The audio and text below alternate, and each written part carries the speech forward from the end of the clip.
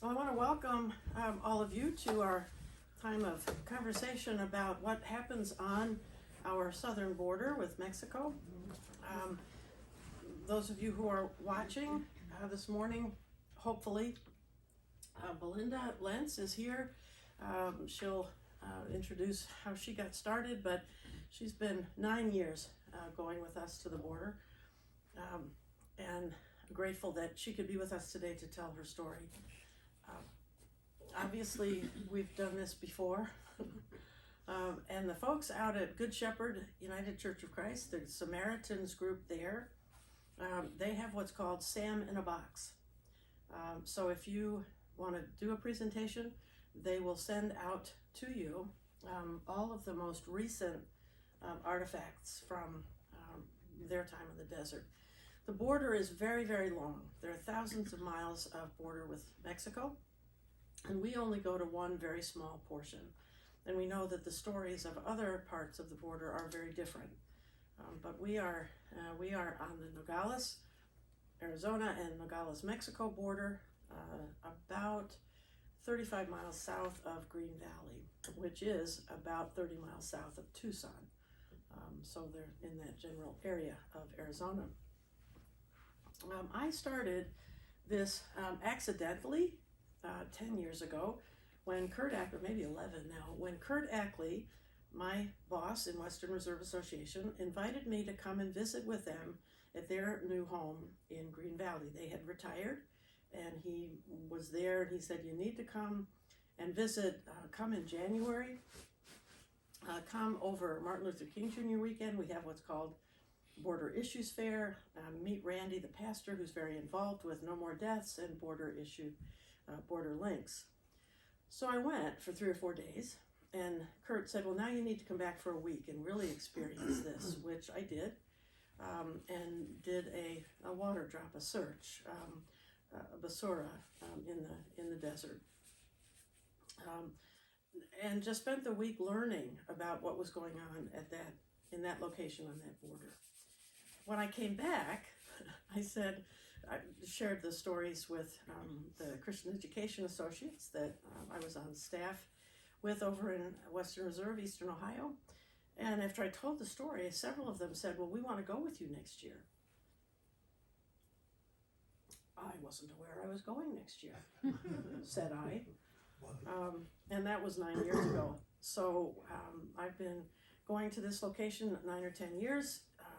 The changes over those years have been striking, just the numbers of people crossing, the places that they've come from, and you know, no matter our political thinking about what goes on the border, and we can be all over the map with that, the basic focus of the Samaritans is to save lives. And there are people on both sides of the issue. There are people who say we need to just let everybody in. It's what Christ taught us to do. And then there are people who say, nope, there's a law. We can't let people in. We've got to keep them out and not have people crossing the border. And the Samaritans will say to you, we don't care about all that. We have our own opinions. We have our own political ideas. But all we want to do is save lives. And that's what their main focus, their main goals are. There are people who will say, and you'll see in the video, there are people who will say they're breaking the law. And Belinda has a story about that from Streamline. They're breaking the law. Yeah, they are. They're breaking the law. But if you had the conditions that they have come from in Mexico and Guatemala and Honduras, where people have seen, children have seen their parents killed, their parents tortured. They've observed that in their little lives. If you saw that, you would want to find a place that was safe, and you'd do anything to get there, including breaking the law by crossing our border. So that's introduction. Did I miss anything, Belinda? Belinda gave a message 2 weeks ago, was it now? At her church in Dover. She preached the sermon on this. And if you want to find that message, because it's very good, go to St. John's United Church of Christ, Dover, and to that, huh? It's on Facebook. On Facebook, and then scroll to the February 6th. Yes. Yes. February 6th service. Fast forward through to her message. No. So thank you, Belinda. I encourage you to watch that message. It will expand a little bit on what you'll hear today. And Belinda, okay, I'm gonna eat my donut. All right. First things first. I don't remember exactly what we said each was going to talk about, so I'll talk and then you can talk. I'm gonna eat. You talk. Okay. Well, like Margaret said, I've been going 9 years to the border. The first year we were there, me foolishly thinking, oh wow, Arizona in January, it's going to be warm. No. We got there later in the evening, so, you know, it was chilly, but whatever. The next morning we were supposed to meet a woman who has become dear to us named Shura, who was one of the co-founders of the Samaritan group that is in the church down there. We were to meet her at 7:30 to go on our adventures with her. It was 18 degrees. Wow. Luckily, I had gloves with me because I knew I was getting off in Cleveland going home. So, but every morning so far that we've been there, it's been chilly. We've had to scrape the windows with Margaret's credit cards because they don't have scrapers down there. They just wait for the sun to melt things. But it is a wonderful, beautiful place. It's the cactus just intrigue me, and they're beautiful, but they're deadly as all get out too. And I think the thing that I started out telling my congregation was that, you know, the pictures are beautiful of them, but they're deadly. And when we walk out in the desert with people, we take combs with us to comb them off of our clothes, and that's the best thing they found to do. There's one called a koya that is better known as the jumping cactus, because it seems like they just jump right on and grab your clothes, you know, so you're forever scraping them off. Migrants don't have combs. They don't think about that. That's the last thing on their mind. So they could be walking along quickly in the middle of the night, because that's the best time to travel for them, because you can't be seen. But you can run into a cactus, you can run into a rattlesnake, javelina, coyotes, the four-legged kind. You can step into a hole and wrench your ankle and not be able to walk, or you could get one of those cactus spines up through your shoe and into your foot. And if you happen to be with a coyote who's leading a group of people, they don't stop and wait for you. If you can't keep up, you get left behind. And you can't walk well because you have that in your foot and you can't get it out. So it's very, very difficult just to even, you know, stand there and look at the desert and look at the cactus and think, oh my God, they walk at night here. They wander through the desert at night. And if the coyote suspects there's a border patrol, then you're told to run with all your possessions. Thus, we find the basura, the things that are left behind. There are things here that I can't imagine that some little child didn't need this hat at night because it's cold there. But they were left behind.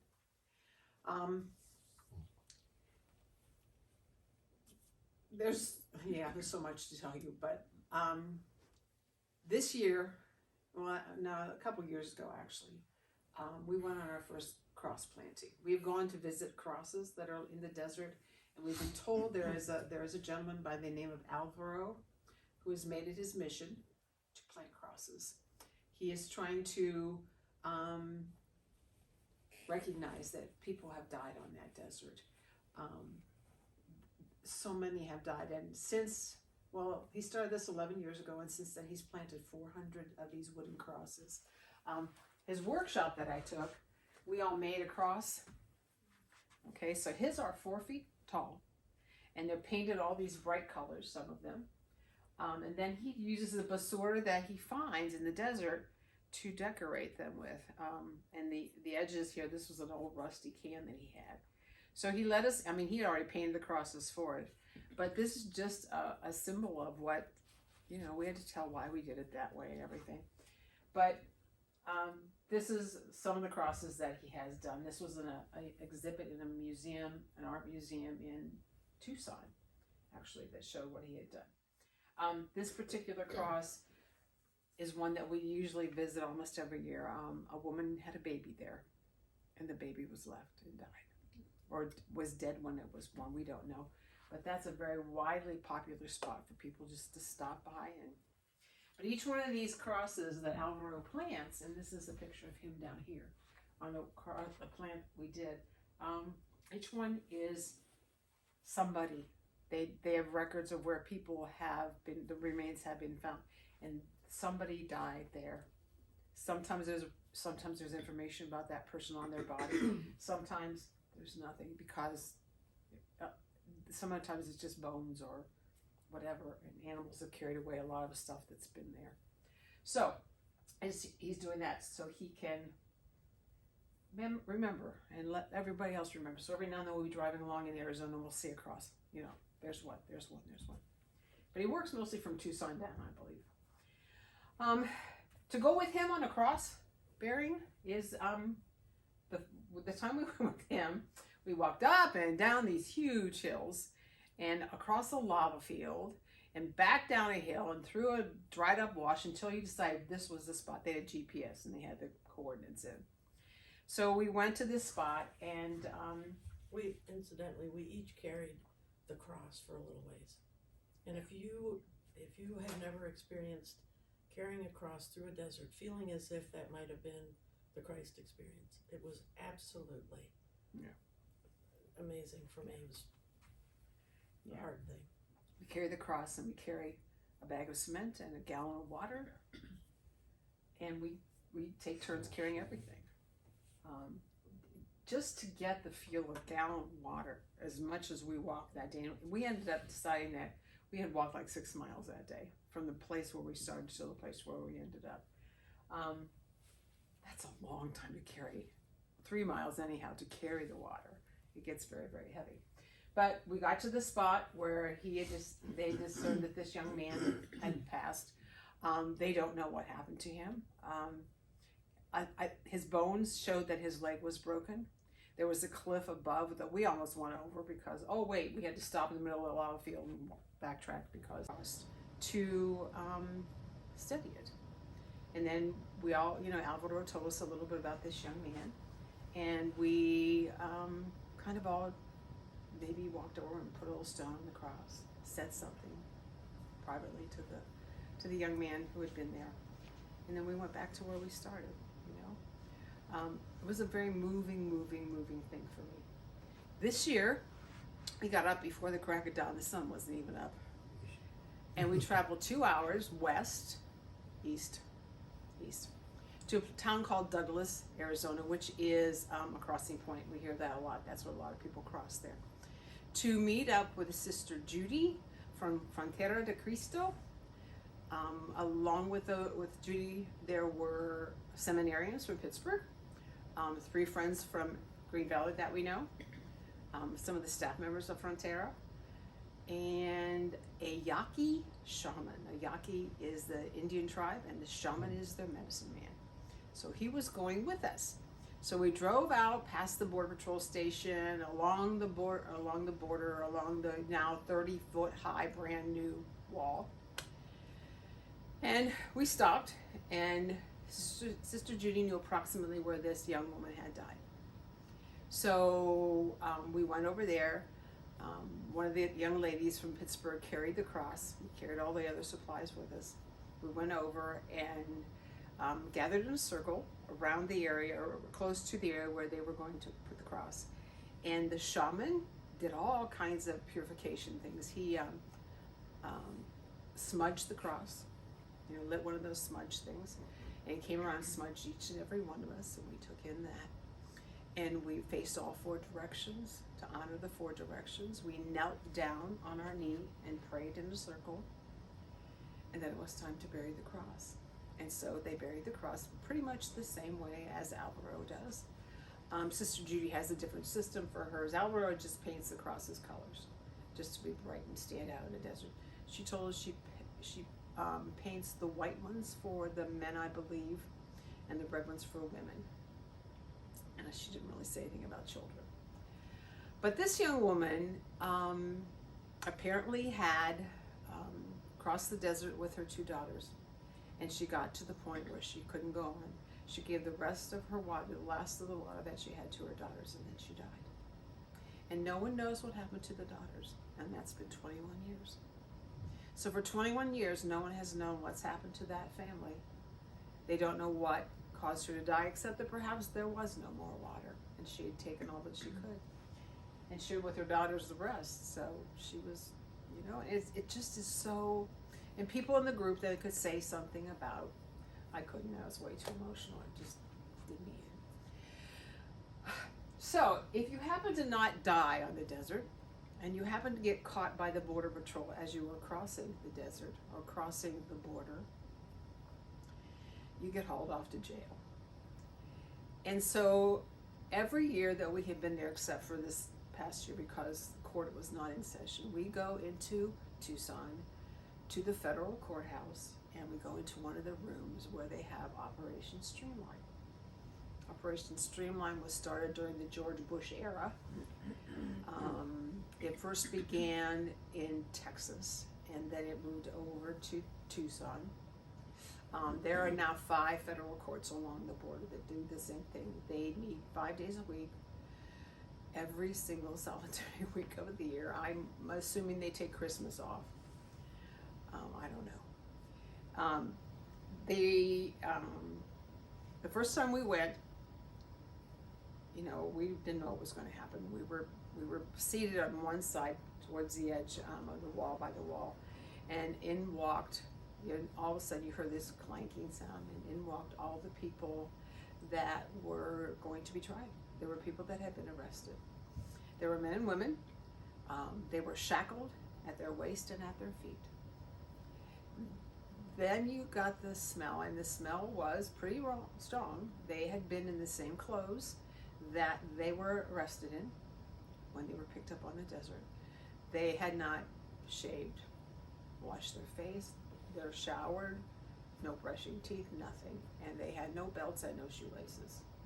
So a couple of those skinny little men, the Border Patrol go over and haul up their pants because they were slipping down. So they had them all seated, and there were so many that day, there were some were even seated up where the jury would be if it was a regular courtroom. And we sat there and we watched them, and some of them, I watched those men up there in the jury box, and they acted as if some of them were like, whatever. And some of them were terrified.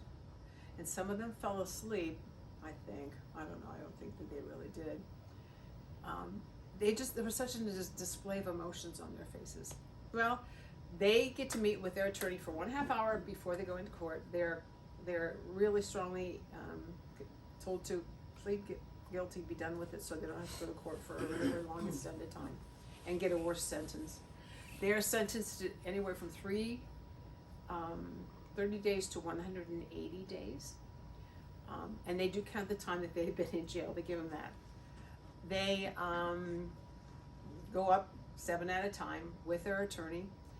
They answer C to all the questions that the judge asks. They have earphones, and there are translators for them. They are asked at the very end if they would like to say something before sentence is passed, and most of them don't say anything. However, we did hear a couple. One man asked if he could please be sentenced to the same prison as his cousin is, and his cousin was in the next group. One of them asked if he could be sent to a jail in North Carolina, because they send them all over the country, because that's where his children were at, in North Carolina. One man stood there and told the judge, he said, I know that I was wrong. I know that I broke the law. He spoke English. He said, but my only crime was that I loved my children and I wanted to see them again. For a time, it was easy to walk back and forth across the border, and there was nothing that happened to them. Now you can't do that. And so his children were still here, and we don't know why he went back to Mexico, but he did. Family funeral. Probably a family funeral, yes. So then he got caught on the way back.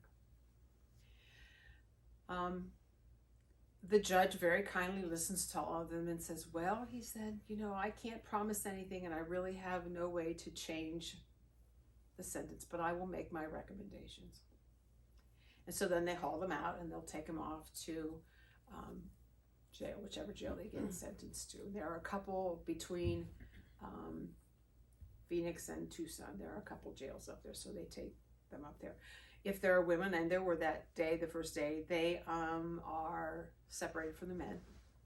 If you happen to be a couple, we did notice that first time, they allowed them to sit on either end of a bench, facing each other, not touching, but they could talk about plans. Well, I don't know how you make plans when the woman gets sent here and the man gets sent here. But a couple years ago, maybe 3 years ago, we were in court.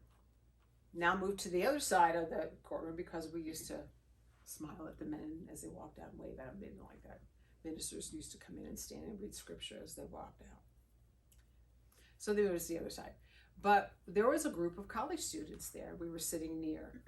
And they were all busy chattering with each other, and one of the attorneys would come over and he came over and spoke to them for a little bit.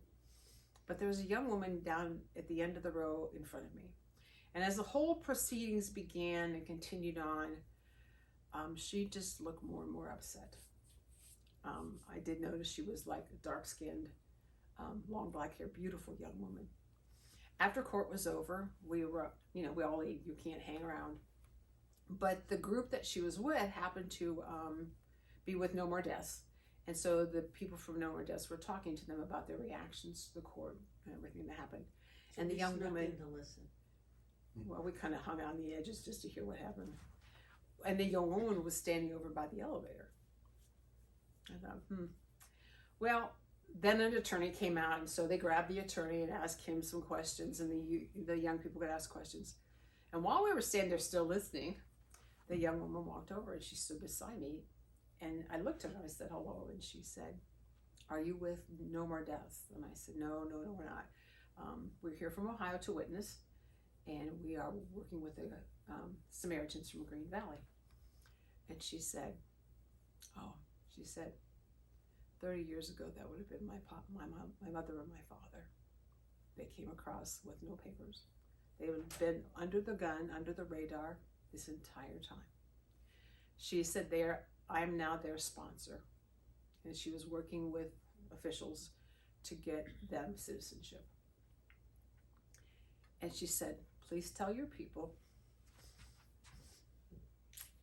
that we appreciate all that they do and that the Spanish community appreciates all that you do. Well, this is about what I did in front of her, so I turned around and she asked me to tell the Samaritans. So when we went back to the church and they had a meeting, we happened to be there on the Monday morning that they had their meeting, and so I asked to speak and I told them what this girl had said. Those are the kinds of stories that we hear all the time. And those, I think the first year I was there, I cried every day. We've gone all kinds of places. We've gone into Mexico to a Comedor. And back when we went that first year, that's why sure it took us so early in the morning so that we could go park at the border in Nogales, Arizona, walk across the border, which isn't easy peasy. Everybody can do that, going into Mexico. We went to the Comedor, which was it was run by nuns. It was just this little, like a landing dock that they had enclosed with blue tarps. There was a restroom there, and they would allow migrants in, people that were hanging out in Nogales, either before they had left to go across the border or after they were shipped back over. They were welcomed in for breakfast, and we helped to serve that breakfast. And those nuns tried their hardest to convince them to not recross the border. And Sure tried, because Sure is like really, really literate. She can speak Spanish like a whiz. And she also would walk around to the tables and talk to them. There were some women and some children there. And she especially talked to the women with the children. One man that was with us, she gave a little brown box and said, don't lose this. You hold on to this and don't let anybody have it. Okay. So after they got done eating, then they all were shuffled out. And we ended up opening huge big bags, black plastic bags full of clothes, and we laid out clothes. So then those people were invited back inside, and they could go around to pick up clothes that they needed, because, you know, some of those men had jeans and t-shirts. It was 18 degrees that morning. So they were allowed to pick up boots and shoes and socks and underwear and heavy coats, and so that was a good thing.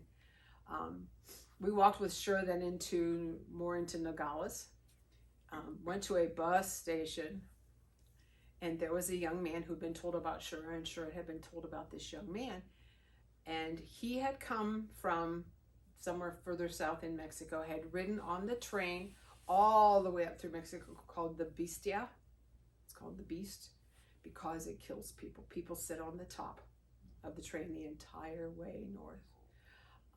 They use their belts to buckle themselves to the top in case they fall asleep and they don't fall off. Because if they fall off, they either get killed or they lose a limb or whatever. Sometimes along the way, there are ladies in some of the villages that will throw sandwiches up on the train to them. If the train stops, they'll slide off real quick just to get off and move around a little bit. So he had done this whole trip and got attacked by thugs when he got off. They took all of his money, everything he had. He made his way to Nogales, and he found about the sisters that were doing the Commodore, so he talked with them. He wanted to go to California, to where his brother was, and he was assured a job once he got there. So Sher had us all stand around this young man. He's talking and she's telling us, and he didn't have enough money for his ticket. She could get him a ticket, but he just didn't have enough money. Well, we all reached into our pockets and handed Sher this money. So he had enough for the ticket and enough to get to his brother's and eat on his way and, you know, be safe. He was going to go on the bus. People slept in cemeteries. The migrants that were left in Nogales slept in cemeteries. The Mexican cemeteries are beautiful. They just decorate like crazy, and these men would go back into the cemetery at night and lay on one of the plots until the police found them and shooed them away. I've been standing. Slave driver. Wanted to see you. Once they Commodore. serve the time that they're, what happens? Do they send them back over They do. the border? They take them back Wherever they have been in jail, they just take them from there over the border. And it doesn't matter what country they originally came from, they just take them over the border and drop them in Mexico. Well, and they don't all, sometimes they'll go in the middle of the night and drop them in towns other than the place where they cross. So they have no idea. And most of them don't have any of their papers. They don't give things back to them.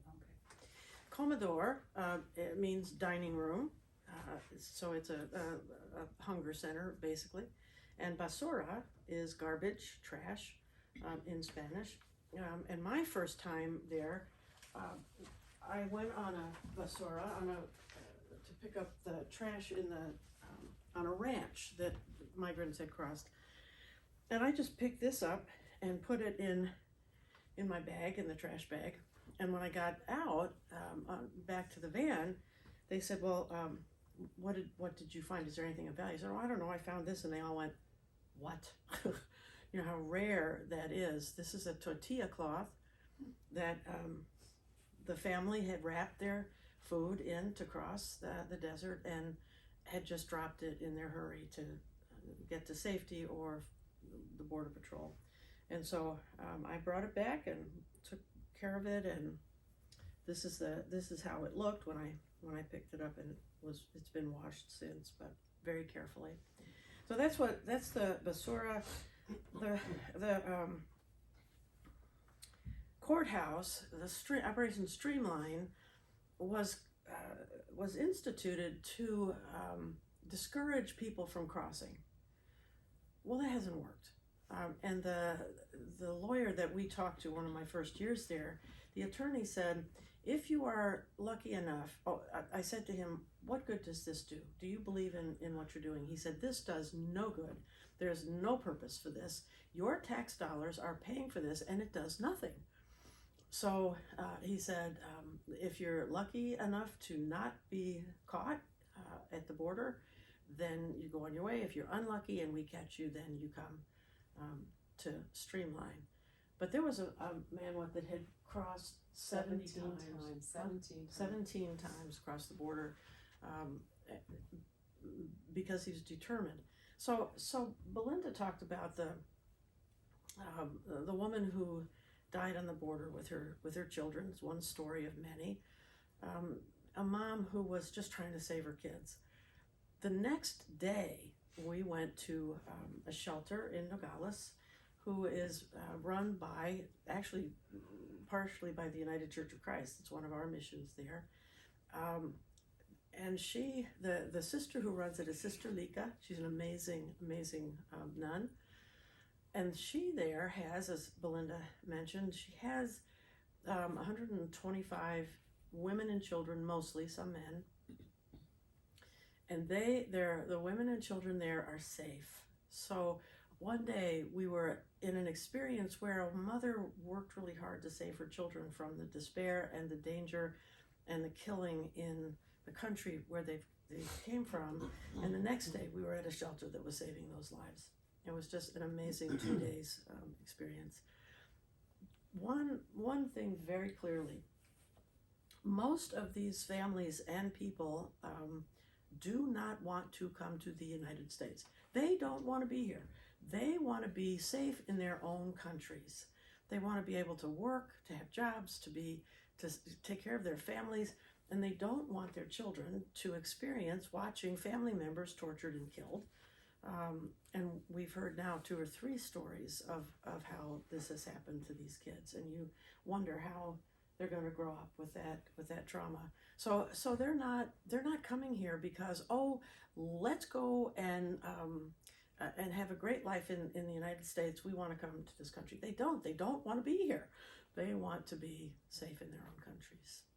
And that's something I think many of us up here, if we don't experience the border, we just don't see that. We don't hear that. We think that they all are just racing across the border to be here. One of the men we heard speak, and can I tell the story about him? Okay. One of the men we heard speak at this year's Border Issues Fair said he had gone to Tucson or to Phoenix he was a reporter and a photojournalist to interview and follow the Rolling Stones. But he had a break of a couple of days. So he said, well, while I'm here, I'll go to the border. He's never gone back. He was so taken with what was going on at the border that he stayed. He has done photojournalist reporting of the border. And he said one of the things that struck him was just the fact that, in the first place, the wall is not going to keep people out. They find ways to get over it, under it, around it, through it. So the wall doesn't deter people.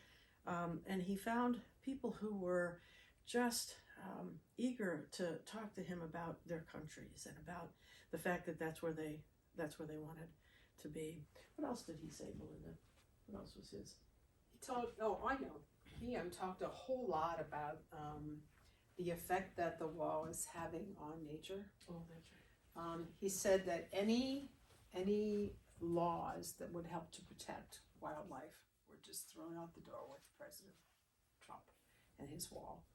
He said he sleeps in his car most days, and he wakes up to see what's going on at the wall. The new wall is 30 feet high, and even Sister Judy told us, if you hear of anybody that's going to cross on the 30-foot wall, tell them don't even try, because you run the risk of falling from 30 feet and you probably won't survive it, or you'll break something or everything. The other walls, the original walls, weren't as high. But he told us one day he was at the wall sitting in his car watching, and it was monarch season. The monarchs were migrating to Mexico, and he said the bollards, which are the pieces of the wall, they don't sit straight like this, they're angled. Well, the butterflies couldn't figure out what to do. They couldn't figure out how to get through there. So he watched them for quite some time, just like fluttering around at like 8 feet. So all of a sudden they all started dropping one by one and died. Animals would walk back and forth across that border and nothing would happen, That's what their migrant patterns are. The wall goes through Native American lands, and so one year we heard a young woman talk about how she used to walk across the border to her grandma's house in Mexico. She can't do that anymore. They have blown up mountains. They have destroyed hundreds of years old saguaro cactus. They're just lying on the ground dead now.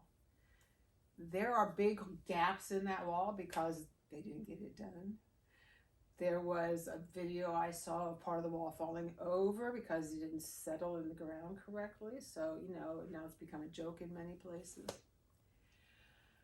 Well, I'm watching my time, and Yes. I know we want to see the video. And is there spaghetti dinner down at the Legion? Yeah, so Yes. some of you are going to go down and drive through the. No, you're not going to. Okay. Then I won't worry about your stomachs. These are bookmarks from the second day that we went, the first day at the border when we buried the cross. And then the second day we went to the shelter. And the Sister Lika is an artist, so the picture at the top is a painting that she did, that she drew and painted. And you see, rise, take the child and his mother, flee to Egypt and stay there until I tell you. Herod is going to search for the child to destroy him. Joseph rose and took the child and his mother by night and departed for Egypt. We are migrants, are also threatened. We take our children and flee without knowing where to go. Thank you for your support for this house where there is hospitality. And if I could read what those things said, I would know the name of the shelter, but I can't remember it. I can't read that little print. So there are places like that in Nogales, Mexico, along the border, that shelter families, children, adults. And I think what I would like you to do is to, we'll watch the video, take some time to look up here if you wish. Belinda can answer questions, I can too. But I want you to, what I hope you leave here with is knowing that it's not an easy issue, it's a complex issue. And there are all sides to it. The main purpose that we keep going back is to participate in the sense that we are helping people to stay alive, that we are helping with that. Do they want to cross a desert in danger? No, they want to stay where they are in their homes. They just do. And we've met folks who will tell you that. We could tell you stories all day, we won't. But if you have questions now or later, just feel free to ask. And a lot of what you see is sort of the heartbreak of what we go through when we're there. Belinda, anything you want to close with? Just that the first year we went, there was a young one with us, and she said, and this always sticks with me. She said, Jesus didn't say feed the hungry and clothe the poor, except the ones who cross your borders without papers, except the ones who keep having babies and live every day of their lives on welfare, except the ones who can't get over their alcohol addiction and keep a job, except the ones who hang out at the end of the exit ramp conveniently every day on your day to work. Jesus did not say accept, Jesus said do it. And then some wise woman that I know said as a result of that, for whatever you do she quoted the Matthew scripture, and then she said, so what's our option? To figure out for ourselves, each one personally and prayerfully, what that means for us, and then do it. And that's what I think that we remember when we go there.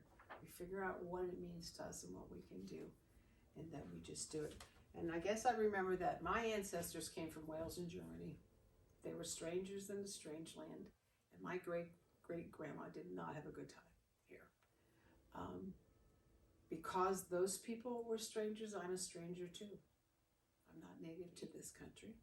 So I think that we all need to remember that other people came before us, and there aren't many of us that really can claim our heritage from here.